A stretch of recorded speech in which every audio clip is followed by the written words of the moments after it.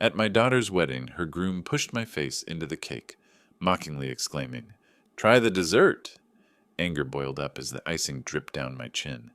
I immediately thought of my diabetes. Then one of the guests pointed at me and exclaimed, "He's a billionaire!" The groom's smug smile disappeared. His face turned pale. He had made a mistake, and now he would pay for it. Before we continue, please subscribe to the channel and let us know where you're listening in the comments. Of course, we understand your financial limitations, Eldon Whitaker said, cutting through my sentence about wedding venues like a blade through paper. The crystal chandelier above our table seemed to dim. Conversations at nearby tables continued, but ours fell into that particular silence that follows a social execution. Priscilla's fork paused halfway to her mouth. Urban smirked behind his wineglass. Megan's face flushed crimson. I had been explaining how beautiful outdoor ceremonies could be, mentioning a park pavilion I'd seen. Simple. Elegant. Apparently too simple for the Whitakers. "Dad makes things work with what we have," Megan said quickly, her voice pitched higher than usual. "He's always been resourceful." Resourceful? Eldon tasted the word like expensive wine. "That's one way to put it." The waiter approached with practiced invisibility, refilling water glasses.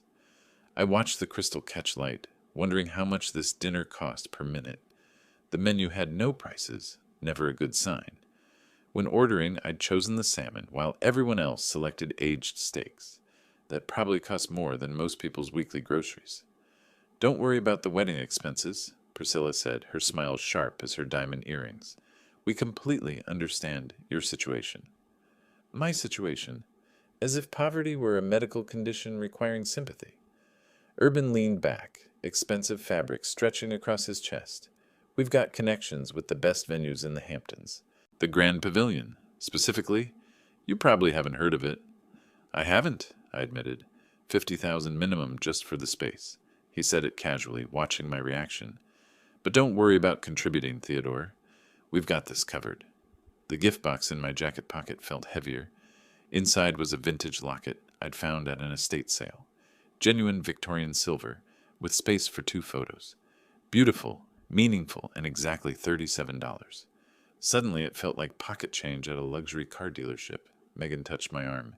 "Dad, you don't have to." "I always provide for my family," I said quietly.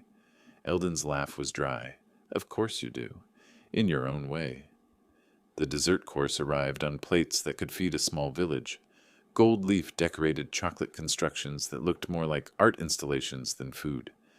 I thought about my kitchen table at home, scarred wood where Megan had done homework for 12 years, where we'd celebrated her college acceptance with grocery store cake. "We're planning quite the bachelor party," Urban announced. "Private yacht, obviously. You're welcome to join if you can get the time off work." Time off work. I hadn't needed to request time off in 15 years.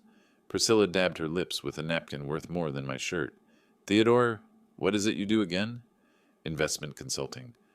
"True enough, if incomplete." "How lovely. Small accounts, I imagine." The check arrived in a leather folder. Eldon didn't even glance at the total before sliding his black card inside. The waiter's grateful nod suggested a tip larger than my monthly grocery budget. Outside, valet attendants brought cars around. The Whitakers' Mercedes gleamed under streetlights like a predator. My Toyota Camry looked like it had wandered into the wrong neighborhood. "See you soon," Eldon called through his open window. "We'll handle the real planning." I helped Megan into the passenger seat, her silence stretching between us like a bridge I wasn't sure either of us could cross. The highway stretched ahead, illuminated by passing headlights that swept across our faces in regular intervals. Megan fidgeted with her purse strap, the leather making small squeaking sounds in the quiet car. "The restaurant was beautiful," she said finally. "Those chandeliers must have cost a fortune." I gripped the steering wheel tighter. Exit signs flashed past. We'd be home in 20 minutes. 20 minutes to decide whether to let this evening's humiliation stand unchallenged. "Megan," my voice came out rougher than intended. "We need to talk about Urban." Her posture shifted. "What about him?" "The way he spoke tonight. His family's attitude toward..." "Toward what? Toward you?" She turned in her seat. "Dad, they're used to having money. They don't mean anything by it." A truck passed us, its headlights briefly flooding the interior. In that moment, I saw my daughter clearly, defending someone who'd let his father insult me repeatedly, someone who'd smiled while it happened. Character doesn't change with bank account size, I said. Tonight showed me who they really are. You barely know them. I know enough. I've seen how Urban treats service workers, how he talks about people he considers beneath him. Tonight, that included me. Megan's laugh was sharp. You're being paranoid, and frankly, a little controlling. The word hit harder than Eldon's condescension. Controlling, as if wanting better for my daughter meant restricting her freedom. I'm not trying to control you, I said carefully. I'm trying to protect you from making a mistake that will cost you decades of unhappiness. A mistake? Her voice rose. My engagement is a mistake? Your engagement to him might be. Stop the car. What? I said stop the car. Right now. I glanced at her face, illuminated by dashboard lights. Fury and hurt warred in her expression. This wasn't the conversation I'd planned. This wasn't how it was supposed to go. Megan, let's just... Pull over, Dad. Now. I signaled and eased onto the shoulder. Before the car fully stopped, she was unbuckling her seatbelt. You don't understand anything, she said, grabbing her purse. You don't understand Urban, you don't understand his family, and you definitely don't understand what I need. Sweetheart, please. What I need is support from my father, not judgment. What I need is someone who trusts me to make my own decisions. She opened the door. Cool night air rushed in, carrying the smell of exhaust and distant rain. Where are you going? Anywhere but here. She stepped out, then leaned down to look at me. I'll call Urban to pick me up. At least he doesn't think I'm too stupid to choose my own life. The door slammed. I watched her walk toward a gas station, her heels clicking on asphalt. My phone buzzed. Already texting him, probably. Already choosing him over me. I sat there until she was inside the fluorescent-lit convenience store, until I was sure she was safe. Then I pulled back onto the highway, alone with the radio playing softly and the weight of what I'd just lost. The empty passenger seat seemed to echo with her absence. As I turned into my driveway in Hoboken, the modest two-story house looked smaller than usual. The porch light cast familiar shadows across the garden, where Megan had helped me plant tomatoes every spring since she was 8. A week ago, everything had been different. A week ago, I'd been sitting at this same kitchen table, morning coffee steaming beside the financial section of the Times. April 22nd had started like any other Tuesday, quiet, predictable, content. The house smelled of French roast and the faint lavender soap Megan preferred when she visited.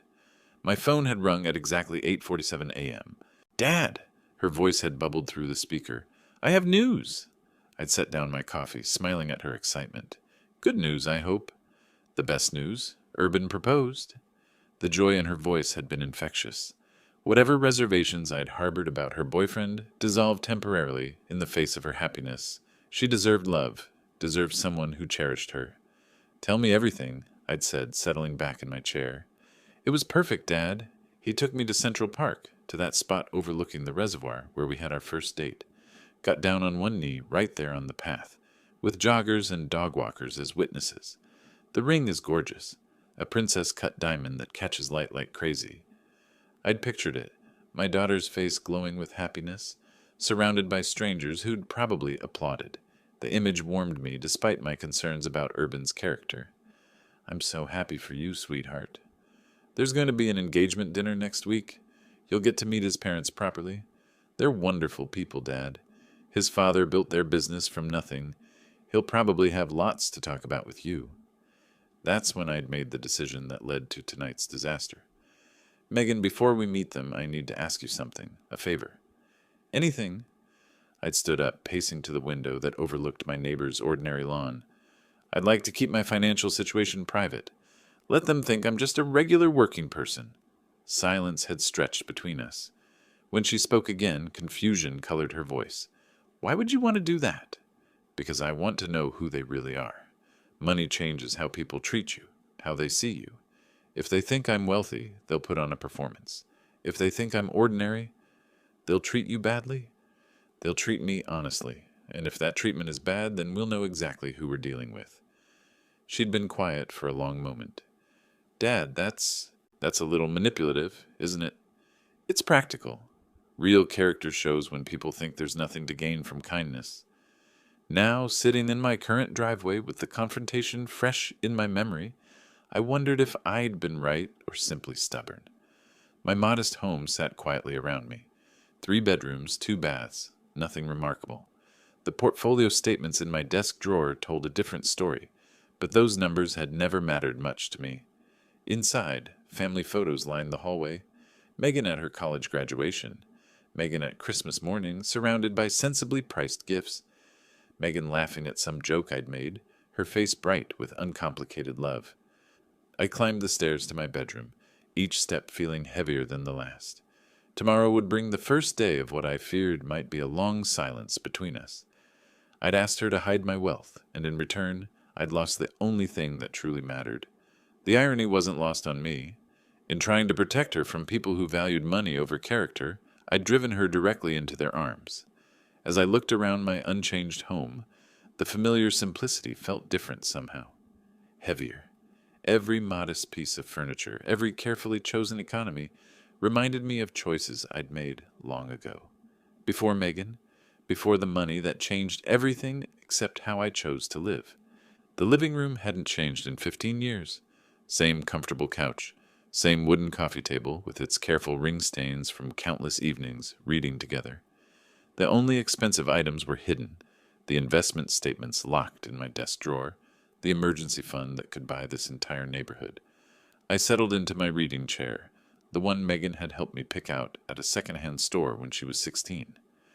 "Dad, this one's perfect," she'd said, running her hands along the worn leather. "It looks like it has stories to tell." Stories, like the one I'd never told her about 1995. 28 years old, living in a studio apartment in San Francisco that barely qualified as housing. The Murphy bed folded down to cover half the floor space. My kitchen was a hot plate and a mini fridge that hummed like a dying animal. Every morning I'd walk 12 blocks to the accounting firm rather than spend $2 on the bus. My savings account held exactly 5,127. I knew because I checked the balance obsessively, the way some people check their pulse. 5,000 represented 2 years of living like a monk, eating nothing but pasta and canned vegetables, wearing the same 3 shirts in rotation. The meeting happened on a Tuesday. I was walking back from lunch, a bagel from the day-old bin, when 2 young men approached me outside the coffee shop, where I sometimes allowed myself one small cup. "Excuse me," the taller one said, "are you an accountant?" They looked barely old enough to vote. The shorter one clutched a worn laptop like a life preserver. Both wore excitement like expensive cologne, impossible to ignore. "I work in accounting," I admitted carefully. "We need someone to look at our numbers," the tall one continued. "Someone smart, someone who understands money." They explained their idea over terrible coffee in my building's lobby, a software platform that would revolutionize how people shared information. The internet was still young then, dial-up connections and basic websites. Their vision seemed impossible and inevitable simultaneously. "We need initial investment," the short one said, his hands shaking slightly. "Nothing huge. 5,000 would let us rent office space, buy better equipment, maybe eat something other than ramen for a few months. 5,000. My entire safety net. I should have said no. Should have explained that losing 5,000 would mean moving back to my parents' basement in Ohio, admitting defeat. Instead, I found myself asking questions. What was their market research? Revenue projections, competition analysis? They had answers. Good ones. More importantly, they had something I recognized from my own mirror. Hunger. Not for luxury, but for the chance to build something meaningful. "If I invest," I said slowly, "I want 10% equity." "Deal." No hesitation, no lawyer, just a handshake in a lobbying that smelled like industrial carpet and broken dreams. 6 months later, their first major client signed. 18 months after that, a tech giant acquired them for $42 million. My 5,000 became 4.2 million overnight. I sat in my unchanged living room, remembering that moment. The phone call that changed everything. The realization that money was just a tool, not a destination. I'd seen what wealth did to people, watched the lottery winners and inheritance recipients in my accounting practice. Watched money reveal character rather than create it. That's why I kept living simply. Why I raised Megan to value work over wealth, character over capital. Why I'd asked her to hide my financial situation from the Whitakers. The photograph on my end table showed Megan at her college graduation, beaming beside me in front of a modest restaurant where we'd celebrated. She had no idea her education was paid for by tech stock dividends. No idea her father could have bought her anything she wanted. Tomorrow, I realized, I'd need to decide whether that philosophy was worth losing my daughter forever. Morning light didn't make the situation clearer. I woke up hoping last night had been a nightmare, that my daughter hadn't chosen urban over me in a gas station parking lot. But my phone showed no missed calls, no apologetic texts, no signs that the world had reset while I slept. Day one felt manageable. Megan needed space to process. I maintained my routines, coffee at 6:30, newspaper by 7, checking market reports by 8. Each time my phone buzzed, hope spiked, usually just emails about investment portfolios that seemed increasingly meaningless. By day 3, I started leaving careful voicemails. Hi, sweetheart, it's Dad. Just wanted to say I love you. Call when you're ready. Short, respectful, not pushy. Day 7 brought longer messages. Megan, I've been thinking about our conversation. Maybe I could have expressed my concerns differently. You know I want you to be happy, right? That's all I've ever wanted. Week 2, I discovered gardening. Megan had always loved my vegetable patch. We'd planted tomatoes together every spring since she was 8. Now I worked the soil alone, pulling weeds that seemed to multiply overnight. Physical labor helped quiet the constant urge to call her. The tomato seedlings I'd bought weeks ago sat in their plastic containers, waiting, too late to plant them now without her. The tradition felt incomplete, like trying to clap with one hand. Week 3 brought desperation disguised as productivity. I organized 20 years of photographs, finding hundreds of Megan at every age. Birthday parties, school plays, graduation day. In every picture, she looked at me with complete trust. When had that changed? My voicemails grew longer, more emotional. I keep thinking about when you were 12 and broke Mrs. Peterson's window with that baseball. You were so scared to tell me, but when you did, we went together to apologize and pay for repairs. Remember what I told you? That mistakes don't define us. How we handle them does. I think I made a mistake with Urban. Can we figure out how to handle it together? The wedding invitation never came. Day 25, I drove past Megan's apartment building. Not stopping, not stalking, just confirming she existed. Her car sat in its usual spot, confirming nothing except geography. Day 28 brought panic. Wedding shops, caterers, photographers, everything required final decisions. Was I excluded completely? Would I watch my only child marry someone I didn't trust without being present for the moment?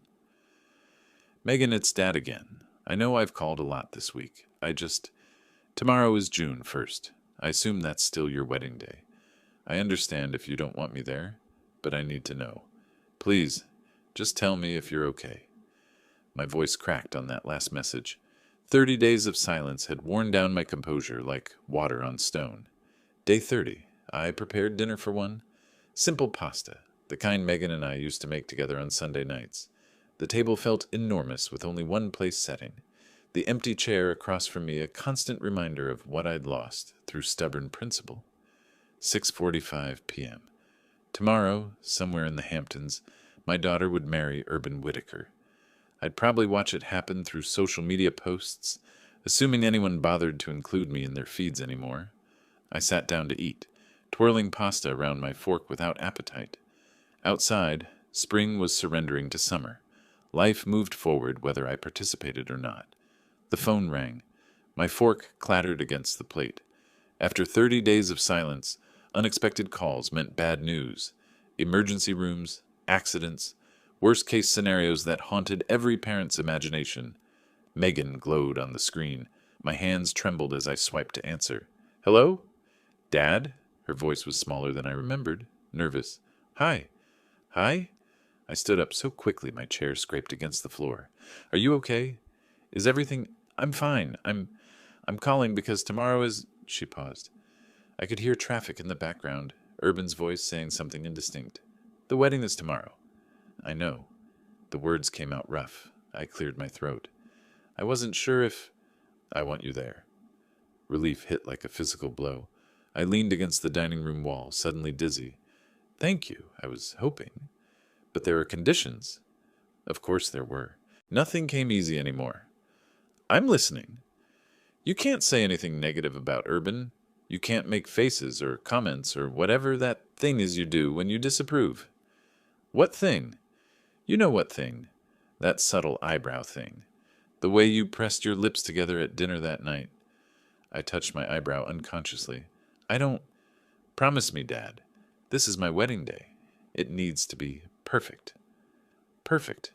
For her, I could manage perfect. Or at least the appearance of it. I promise. No comments, no faces, no disapproval. I'll be the model father of the bride. Her exhale was audible. Good. The ceremony starts at 4. The Grand Pavilion in the Hamptons. I'll text you the address. Cocktails at 5. Dinner at 7. What should I wear? Navy suit is fine. Nothing too formal. The Whitakers already think... She stopped herself. Think what? Nothing. Just... Navy suit is perfect. We both knew she'd been about to say the Whitakers already thought I couldn't afford anything formal. Probably true, from their perspective.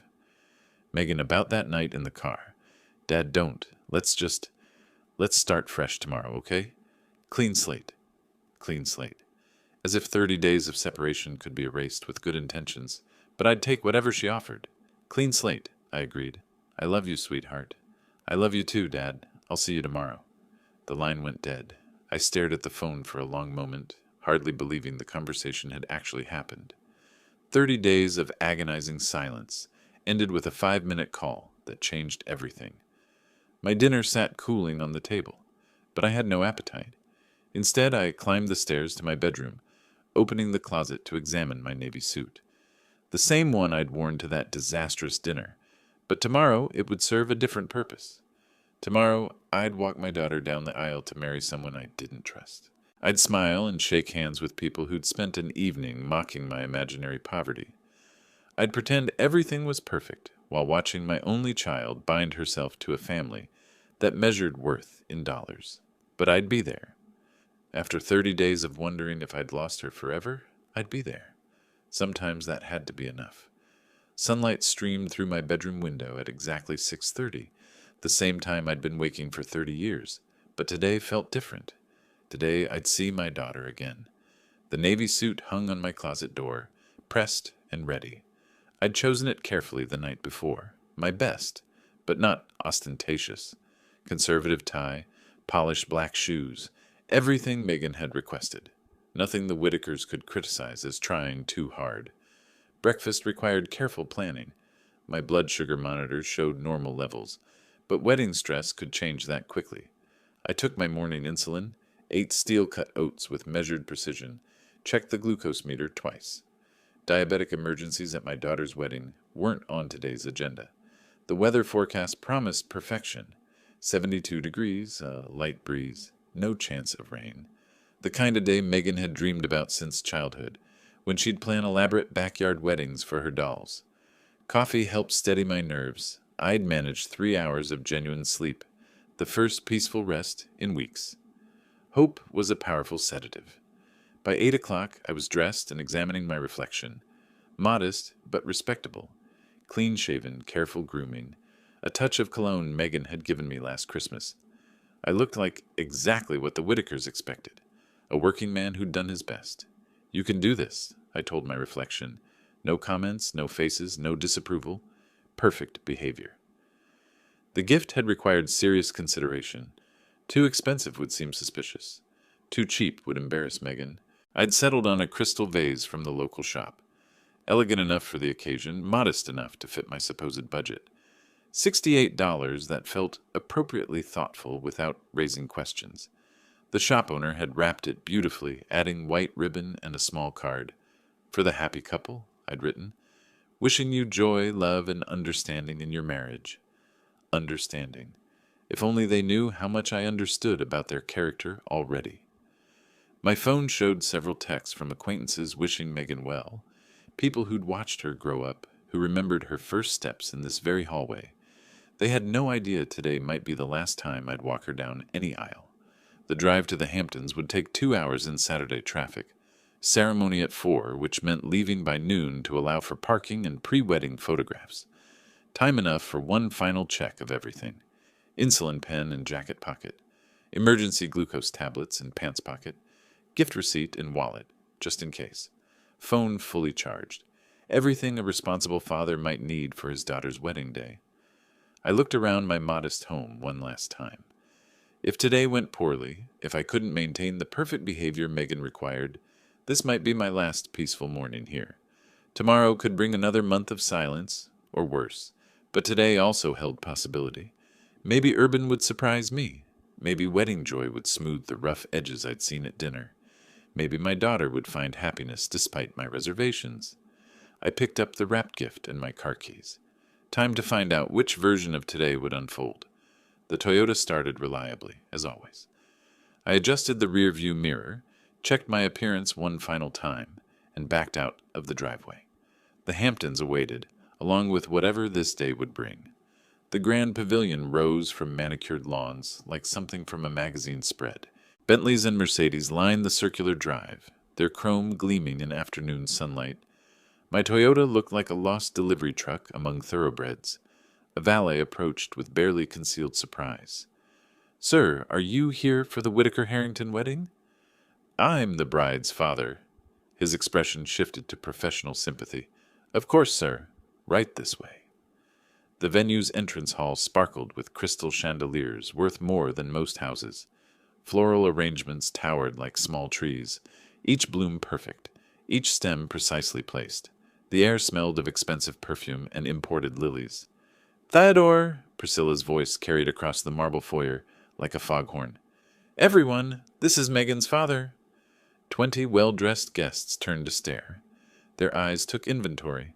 Modest suit, department store shoes, gift that clearly wasn't from Tiffany. Polite smiles followed, the kind reserved for charity cases. "How wonderful that you could make it." Eldon materialized beside his wife. "I know the drive from... Where is it you live again?" "Hoboken." "Right. Quite a distance in that little car of yours." The photographer appeared, expensive equipment draped around his neck.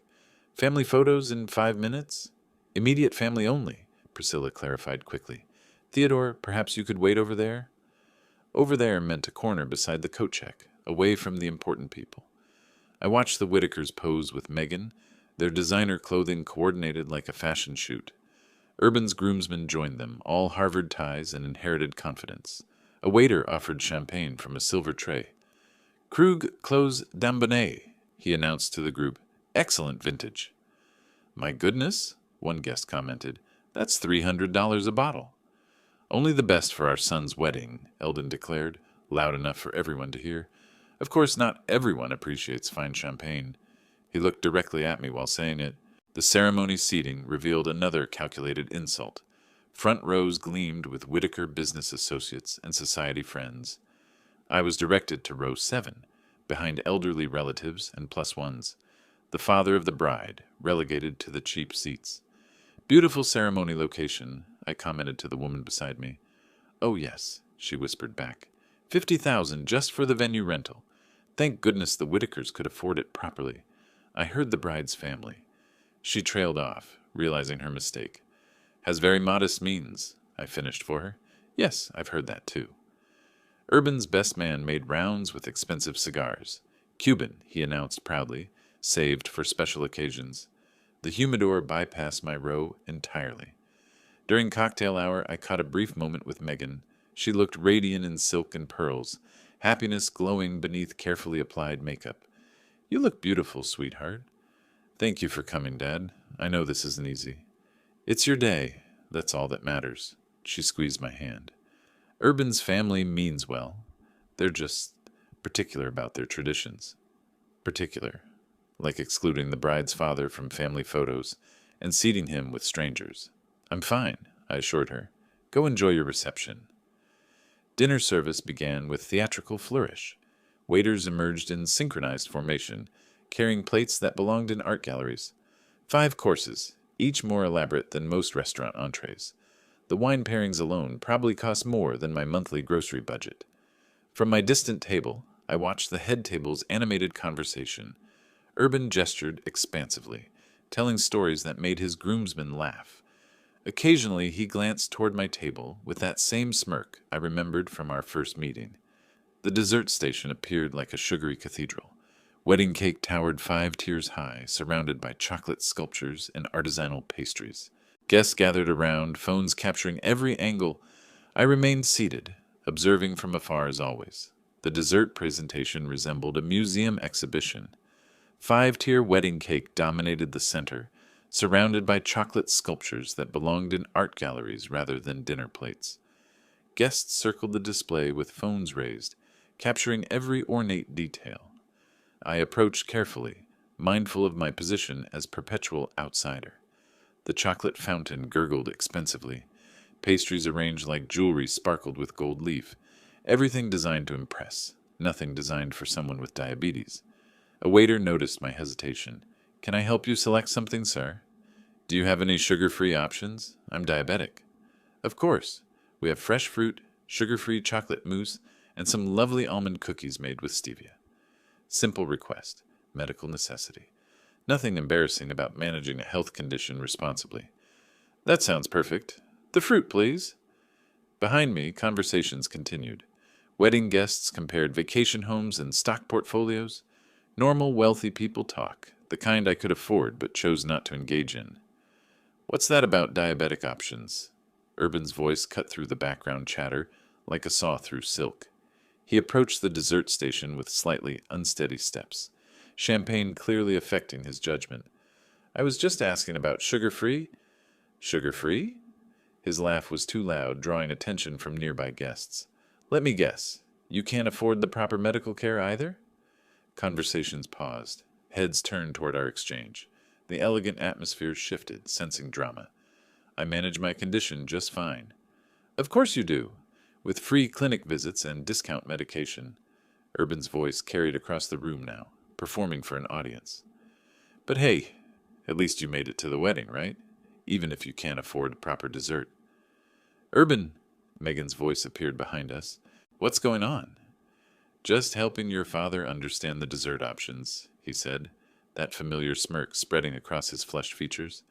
"Apparently, beggars really can be choosers when it comes to wedding cake." Beggars. The word hung in the air like a curse. 50 guests had gone silent, sensing something ugly about to unfold. Waiters froze mid-service. Even the chocolate fountain seemed to quiet its gurgling. "That's enough," Megan said sharply. "Is it?" Urban stepped closer to me, alcohol making him bold, cruel, honest. "Because I'm tired of pretending this is okay. Tired of watching your deadbeat father embarrass our family." "He's not embarrassing anyone. Look at him." Urban gestured wildly at my modest suit, my careful posture, my simple presence among their luxury. "Look at this whole pathetic situation." Then his hands moved, fast, decisive, drunk but purposeful. My face hit the wedding cake with a sound like expensive fabric, tearing. Frosting filled my eyes, my nose, my mouth. 5 tiers of architectural sugar collapsed around me, vanilla and chocolate mixing with shock and humiliation. The room exploded into gas, shrieks, nervous laughter. Someone's phone camera flashed. A woman screamed. Chairs scraped against marble as people stood for better views. I straightened slowly, cake dripping from my hair, frosting sliding down my cheeks. The taste was actually quite good. Expensive vanilla with real butter, the kind of cake I could afford but would never order. Through the sugary mess coating my eyelashes, I saw faces. Shocked faces. Entertained faces. Disgusted faces. Megan's horrified face. "What have you done?" she whispered. Urban stood there, grinning, pleased with his performance, completely unaware that he'd just made the biggest mistake of his privileged life. The crack of Megan's palm across Urban's face echoed through the stunned silence like a gunshot. Red bloomed across his cheek as he staggered backward, shock replacing his drunken smirk. "How dare you!" Her voice carried across the marble floor, reaching every corner of the reception hall. "How dare you lay a hand on my father?" I continued, wiping vanilla frosting from my eyes, tasting expensive buttercream while processing what had just happened. Wedding guests formed a loose circle around us, phones already recording what would become the social media scandal of the season. "Megan, calm down," Urban stammered, touching his reddening cheek. It was just what? Just assault? Just humiliating the man who raised me while you stood there laughing? A voice boomed from across the room, cutting through the chaos like authority itself. Enough? Charles Beaumont rose from his seat at table 12, his silver hair catching crystal chandelier. Light at 65, he commanded attention through presence rather than volume. The room quieted as he approached our disaster. Ladies and gentlemen, Charles announced, his voice carrying the weight of boardroom authority, allow me to introduce Theodore Harrington. Some of you may recognize him as the founding investor in Technova Industries. Murmurs rippled through the crowd. Several guests straightened, suddenly paying attention. Theodore, Charles continued, his eyes finding mine across the frosting-covered chaos, is one of America's most successful private investors. His portfolio includes early stakes in companies that transformed the digital landscape. Current net worth, he paused dramatically, well north of $1 billion. The room exploded into whispers. Heads turned toward each other, then back to me, then to Urban, whose face had drained of all color. That's Theodore Harrington? A woman near table 8 gasped. The Technova. Theodore Harrington? I knew he looked familiar, another guest added. His investment fund's been legendary in Silicon Valley for decades. Wait, someone else called out. The man who turned 5,000 into 4 million in 2 years? That Theodore Harrington? I straightened my frosting-stained jacket, meeting Charles's supportive gaze with a slight nod. Around us, recognition spread like wildfire through the assembled crowd. Business connections, investment stories, whispered confirmations of wealth that made the Whitakers' 3 million look like pocket change. Urban's face had progressed from red to white to green. Behind him, Eldon and Priscilla stood frozen, their expressions cycling through confusion, recognition, and dawning horror. But he drives a Toyota, Priscilla whispered to no one in particular. He lives in Hoboken, Eldon added weakly. Charles smiled grimly. Exactly. Theodore understands something your family clearly doesn't. Money doesn't define character. Character defines how you treat people regardless of their apparent financial status.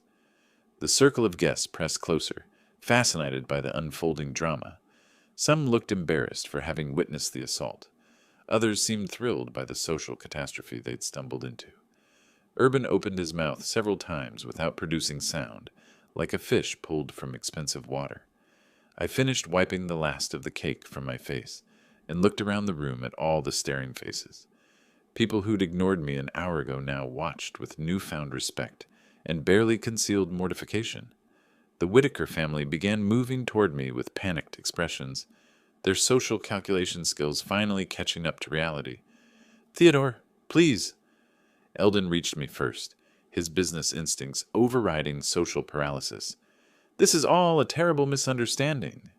I continued brushing cake crumbs from my sleeves, maintaining the same quiet dignity I'd shown all evening. Around us, wedding guests had formed an amphitheater of fascinated spectators. Misunderstanding? I looked at Eldon calmly. Your son just physically assaulted me in front of 200 witnesses. Which part did I misunderstand?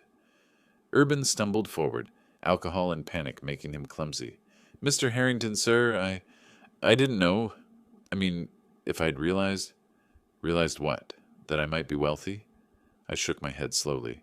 So assault is acceptable if the victim is poor? No, that's not. I didn't mean. Urban's words tangled around his tongue. Sweat beaded on his forehead despite the air conditioning. Priscilla appeared at her son's shoulder, damage control instincts engaged. Theodore, surely we can put this unfortunate incident behind us. Family disagreements happen at weddings. Emotions run high. Family disagreements, I repeated her words like they were foreign language. Is that what you call your month of systematic humiliation? Your deliberate exclusion from photographs? Your son's physical violence? We apologize, Eldon said quickly, his tone shifting into business negotiation mode. Completely. Unreservedly. Let's start fresh, shall we? Clean slate. The same words Megan had used during our reconciliation call. But these words carried no love, only calculation. Start fresh, I mused aloud. Now that you know I have money. Your financial status has nothing to do with this, Priscilla protested, her voice pitched too high. Charles Beaumont laughed harshly from nearby. Madame, your treatment of Theodore had everything to do with money. You spent 2 months mocking a man you believed was poor. Now you want friendship because he's rich. That's not true, Urban said desperately. I would have treated him the same either way. Really? I asked quietly. The same way you treated the waiters tonight? The valet who parked your car? The housekeeping staff? Urban's mouth opened and closed soundlessly. Your character, I continued, was revealed perfectly tonight. Not by what you did to a poor man, but by how you acted when you thought consequences didn't matter. Please, Eldon tried again. Business aside, personal aside, you're going to be family. We need to work together. Family? The word tasted bitter. I watched you teach your son that money determines human worth, that poverty justifies cruelty, that wealth excuses anything. I brushed a final piece of frosting from my shirt collar. You want to start fresh? Here's my fresh start. I'm leaving. You can't just walk away, Priscilla said, desperation creeping into her voice. Think about Megan. Think about the business opportunities. Think about what we could accomplish together. Business opportunities. Even now, facing social catastrophe, they calculated profit margins. I'm thinking about Megan, I said quietly. I'm thinking she deserves better than a family that measures love in dollars. Urban grabbed my arm as I turned toward the exit. Wait, I can change. I can be better. I looked down at his hand gripping my sleeve, then back to his face. You're 30 years old. This is who you are. The crowd parted as I walked toward the doors, whispers following in my wake. Behind me, the Whitakers' voices rose in increasingly frantic appeals, but their words meant nothing now. They'd shown me exactly who they were when they thought it didn't matter. Evening air washed over me like absolution as I stepped outside the grand pavilion. Behind me, muffled voices continued the social catastrophe I'd left behind. Ahead, the parking lot stretched toward my modest Toyota, sanctuary among the abandoned luxury vehicles. Footsteps pounded on marble, then concrete. Someone running. Dad, wait! I turned to see Megan lifting her wedding dress, designer silk trailing as she chased me across the asphalt. Her carefully styled hair had loosened, makeup streaked from tears I hadn't seen her shed. Sweetheart, you should go back inside. It's your wedding. No. She stopped in front of me, breathing hard. It's not. Not anymore. We stood there in the golden hour light, father and daughter separated by months of hurt and misunderstanding. Her wedding dress cost more than most cars. My suit was stained with cake that probably cost more than most dinners. I'm so sorry, she whispered. You were right. About everything. About Urban, about his family, about what money does to people. I'm sorry too, I said quietly. I should have told you the truth from the beginning. Why didn't you? I looked toward the ocean visible beyond the pavilion's manicured gardens, because I wanted you to choose someone who loved you for who you are, not what I have. I wanted your relationships to be genuine. Like ours? The question hung between us like a bridge I wasn't sure we could cross. Our relationship is genuine, I said finally. It survived wealth, poverty, conflict, separation. It survived tonight. Megan stepped closer, her hand finding mine. I spent 2 months angry at you for not trusting my judgment. But you knew. You saw what I couldn't see. I saw what I was afraid to see. Sometimes being right doesn't feel like victory. She laughed, but it came out more like a sob. I just left my own wedding reception to chase my father across a parking lot, in a $20,000 dress. 20,000? I raised an eyebrow. For that much, it should have come with better running shoes. Her laugh was real this time. Take me home, Dad. What about your reception, your guests? What about them? Let Urban explain to his family's friends why the bride disappeared. Let them figure out their own social disaster. I looked at my daughter in her expensive wedding dress, standing beside my 10-year-old Toyota Camry. The symbolism wasn't lost on either of us. You sure about this? I've never been more sure of anything. I opened the passenger door for her, and she gathered $20,000 worth of silk into the modest interior. As I walked around to the driver's side, I saw guests beginning to emerge from the pavilion, probably wondering where the bride had gone. Where to? I asked, starting the engine. Home, she said simply. Your home. our home. The drive back to Hoboken took us through familiar territory, past the places where I'd raised her, where we'd built a life based on values rather than valuations. The late afternoon sun painted everything golden, making even the modest neighborhoods look magical. I understand now, Megan said as we crossed the bridge toward home.